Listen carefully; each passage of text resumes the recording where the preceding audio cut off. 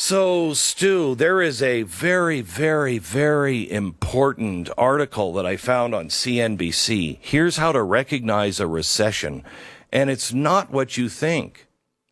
Now, I'm only 58 years old. So it's almost 60 years of knowing what a recession is, because that's what they've said to us forever. Until the progressives took over. Now we need to redefine what a recession is. For instance, it's 2/4 of the economy, the GDP, contracting, 2/4 in a row. We've always defined it like that. Although we've also known that there are other factors that go into it. But they're saying, this is not a recession, and we won't know if this is a recession for at least a year. Oh, okay. So just about the time that all the elections are over, in between the next election and this election, that's when we'll find out? Definitely not near an election. Okay, all right. So they're saying that this is the incorrect term. I think everybody knows we're in a recession, and I don't care what you call it, but this is what a recession feels like. In fact, I think a crisis is probably a better definition of a recession, but I don't care what you call it. It's what it feels like and what it actually is that matters. You know, it's like people saying, oh my gosh, there's a huge pod of octopi coming our way. Actually, it's octopuses. No, it's octopi. It's octopuses. You're both going to be dead with the huge pod of octopuses coming your way if you're arguing about the stupid term. I don't care what you call it. Lots of things with 8 legs are swimming towards us quickly. So now they're saying that, we'd be laughing stocks if we said that we had a recession when we were creating 400,000 jobs a month. Although that's not true. Were you saying that the job number, it didn't have 400,000? Yes. But what I'm saying is a lot of those jobs, aren't created. They're not like, you know what? We're going to build a tower to the sky. Which, don't get me wrong, I think the progressives might at some point propose. We're going to build a big tower to the sky. No, these are jobs like, can somebody please take the job at the Friolator, please? These are old jobs that we still haven't filled. And so the jobs that are not being created but are now being filled, in many cases are being filled by a person who already has another full-time job. And I love the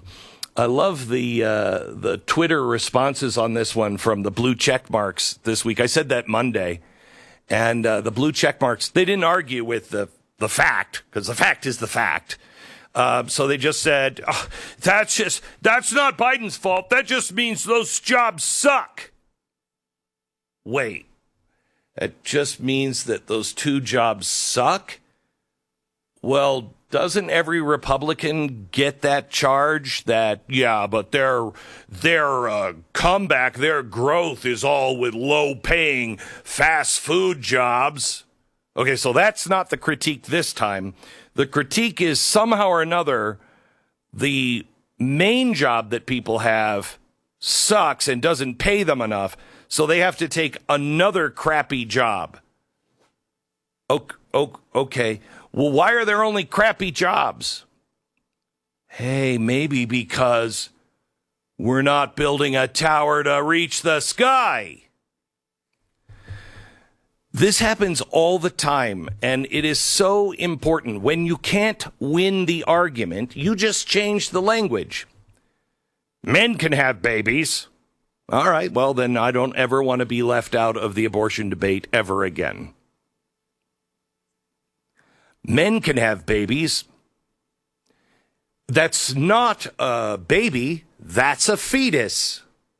Can you please look up the Latin definition of the word fetus? Because I think it means baby. They change the words all the time. Now listen, this administration is changing some critical words. For instance, recession. Why? Because we're in one, and it's not advantageous for them to say we're in a recession. So change the meaning. How about this one? We're surrounded by domestic terrorists. Now, we all know what a domestic terrorist is. We all know what terrorism is.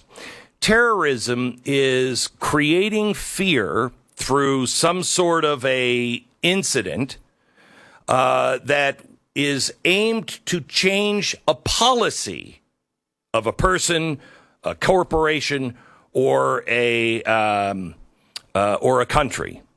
Some sort of threat or actual use of violence to change policies. That's what terrorism is. Okay. All right. Well, that would include, I think, marching at night threatening our Supreme Court justice. It would also include those who went in on January 6th and actually bust down the door and were threatening people. Yes, that would be terrorism too. Parading as a grandmother on January 6th, because that's what a lot of people are being charged with. Parading, that's not terrorism. That's parading. Do you know that I don't think anyone at any time in any country in the history of mankind have ever said that parents showing up at a meeting saying, hey, guys, you're teaching my kid to question their own sexuality and whether they're a male or a female? I don't think that's a good idea. Terrorist. There's nobody that's ever defined a parent caring about his child as a terrorist. Until now. So we've had that change. We've had the change. This is all from the Biden administration. We've had the change of the word insurrectionist. Now, what is insurrection? Because I would define that as people who are plotting a hostile takeover of the country, which isn't what the right is doing. It's what the left is doing. It's what Antifa does, along with terrorism. How about voter suppression? That's a new one. We all know what voter suppression is. Somebody standing at the polls going, I don't think you're going to vote today, boy. That's voter suppression. Saying, no, I don't think Mark Zuckerberg should pay to have these collection boxes there out, all throughout the community, and we should change the way we're voting is voter suppression. That's just called going back to the way it always has been.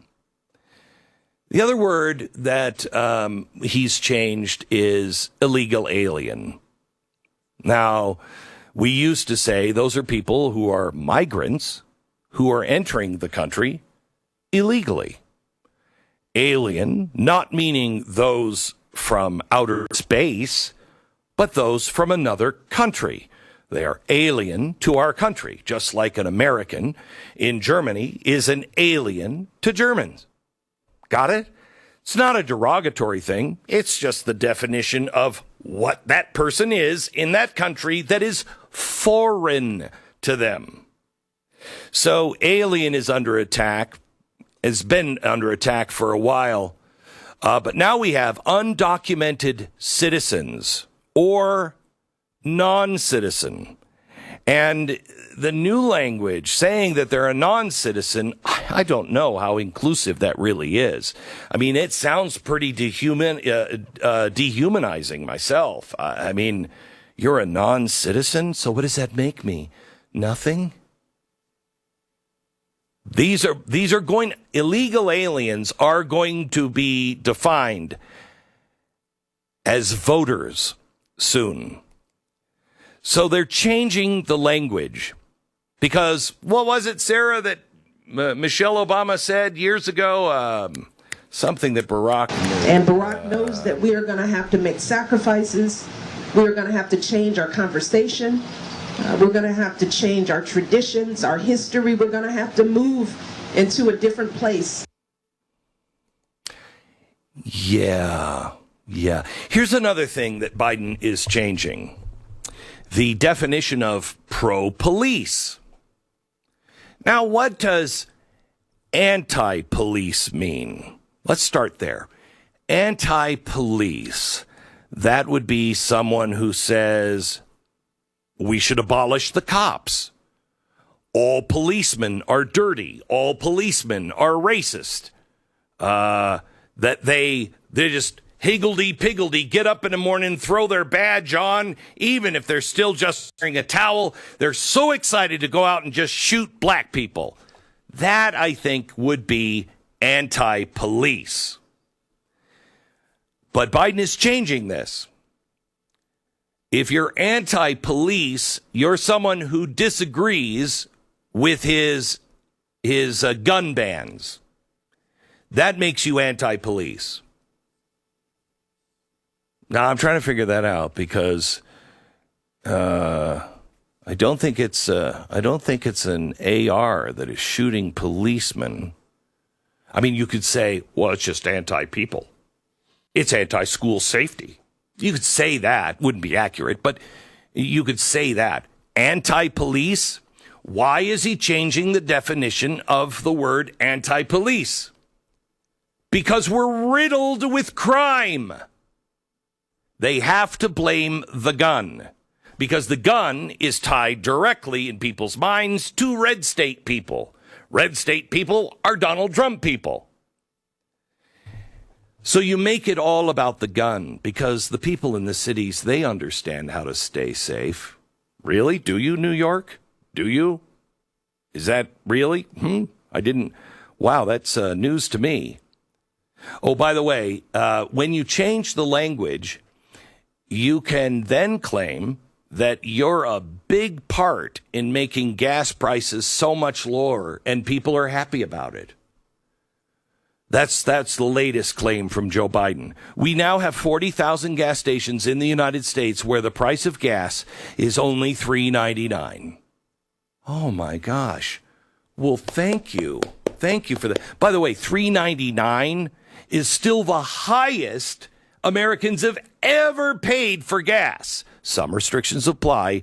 Hawaii and California not included. $3.99.